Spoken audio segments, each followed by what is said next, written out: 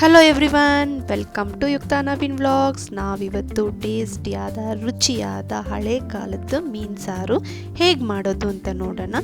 ಬರೀ simple ingredients, ಮನೇಲಿರುವ ಸ್ವಲ್ಪ ingredients ಇಟ್ಕೊಂಡು ರುಚಿಯಾದ ಮೀನು ಸಾರು ತುಂಬಾ ಟೇಸ್ಟಿಯಾಗಿರುತ್ತೆ. ಮರಿದೇ ಟ್ರೈ ಮಾಡಿ ನೋಡಿ. ಬನ್ನಿ ಈಗ ಹೇಗೆ ಮಾಡೋದು ಅಂತ ನೋಡೋಣ.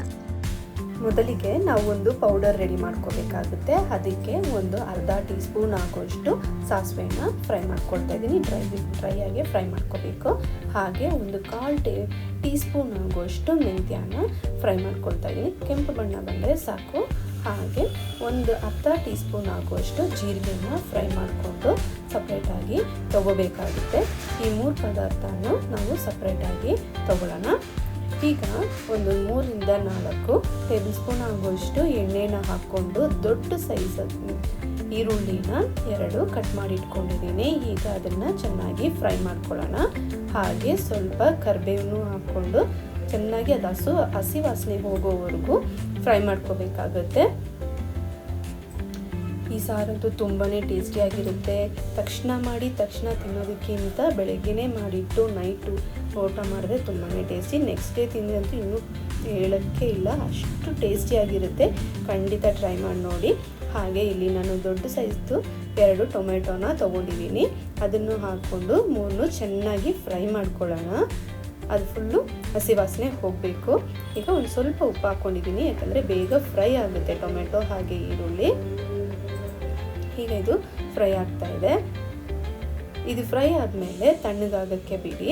ಆಮೇಲೆ ನಾವು ರುಬ್ಕೊಳ್ಳೋದಕ್ಕೆ ಮಸಾಲೆನ ತೋರಿಸ್ಕೊಡ್ತೀನಿ.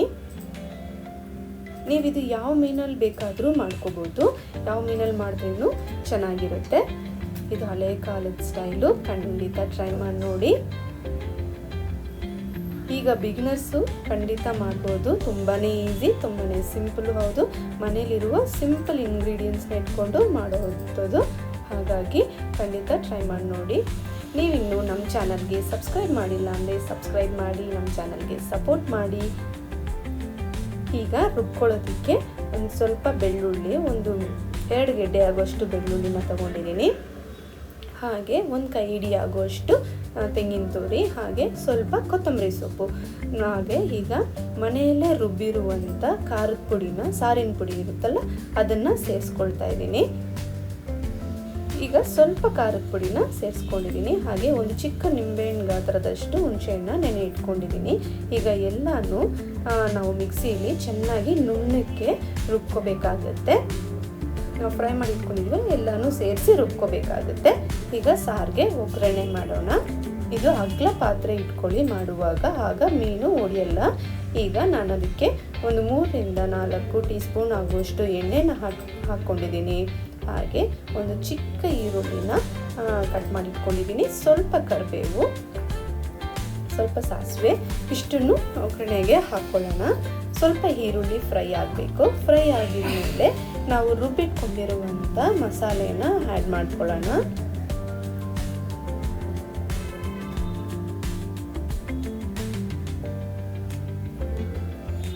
ನಾನಿಲ್ಲಿ ಇವತ್ತು ರುಬ್ಚನ್ ಮೀನನ್ನ ತೊಗೊಂಡಿದ್ದೀನಿ. ತುಂಬಾ ಟೇಸ್ಟಿಯಾಗಿರುತ್ತೆ, ಯಾಕಂದರೆ ಅದು ಸ್ವಲ್ಪ ಮುಳ್ಳು ಕಮ್ಮಿ ಇರುತ್ತೆ. ಹಾಗಾಗಿ ನಾನು ಅದನ್ನು ತೊಗೊಂಡಿದ್ದೀನಿ.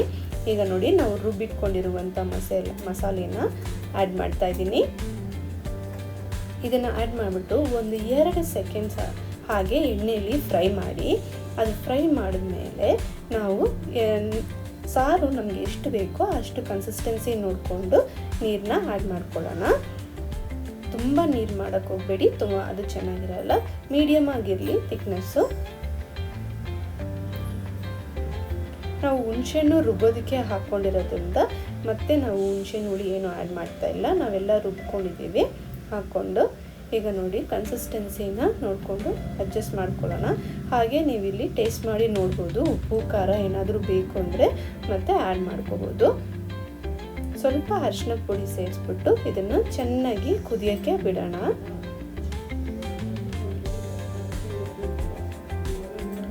ಇದು ಚೆನ್ನಾಗಿ ಕುದಿಬೇಕು ಸಾರು.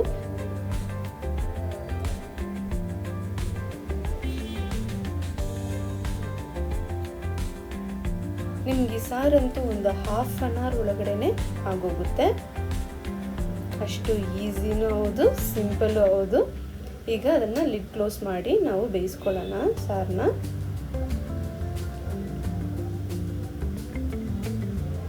ಈಗ ಅದು ಬೆಂದಿದೆ ಸಾರು, ಹಾಗಾಗಿ ನಾವು ಮೀನನ್ನ ಆ್ಯಡ್ ಮಾಡ್ಕೊಳ್ಳೋಣ. ನೋಡಿ, 1 by 1 ನಿಧಾನಕ್ಕೆ ಆ್ಯಡ್ ಮಾಡಿಕೊಂಡು ಸೌಟ್ ಹಾಕಿ ತಿರುಗಕ್ಕೆ ಹೋಗ್ಬಿಡಿ. ಸುಮ್ಮನೆ ಜಸ್ಟ್ ನಾನು ಅದನ್ನು ಡಿಪ್ ಮಾಡ್ತಾ ಇದ್ದೀನಿ ಅಷ್ಟೇ ಒಳಗಡೆಗೆ. ಈಗ ಮೇಲೆ ಅದು ಚೆನ್ನಾಗಿ ಬೆಂದ ಮೇಲೆ ಮೀನು ಒಂದು 10 ನಿಮಿಷ ಬೆಂದರೆ ಸಾಕಾಗುತ್ತೆ.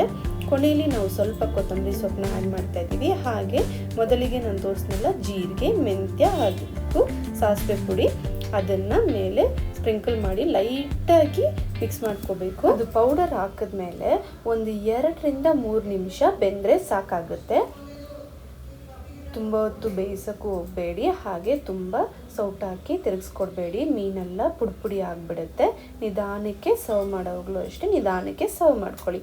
ಈಗ ಬಿಸಿ ಬಿಸಿಯಾದ ರಾಗಿ ಮುದ್ದೆ ಜೊತೆ ನಾವು ಟೇಸ್ಟಿಯಾದ ಯಮ್ಮಿಯಾದ ಮೀನು ಸಾರನ್ನ ಹಾಕ್ಕೊಂಡು ತಿಂತಾಯಿದ್ರೆ ವಾವ್, ತುಂಬ ಟೇಸ್ಟಿಯಾಗಿರುತ್ತೆ. ಖಂಡಿತ ಟ್ರೈ ಮಾಡಿ. ನಿಮ್ಗೆ ಈ ವಿಡಿಯೋ ಇಷ್ಟ ಆಗಿದ್ರೆ ಲೈಕ್ ಮಾಡಿ, ಶೇರ್ ಮಾಡಿ, ಕಮೆಂಟ್ ಮಾಡಿ, ಮರಿದೆ ಸಬ್ಸ್ಕ್ರೈಬ್ ಮಾಡಿ. ಮರಿದೆ ಈ ರೆಸಿಪಿನ ಟ್ರೈ ಮಾಡಿ ನೋಡಿ, ಕಮೆಂಟ್ ಸೆಕ್ಷನಲ್ಲಿ ನನಗೆ ತಿಳಿಸಿ.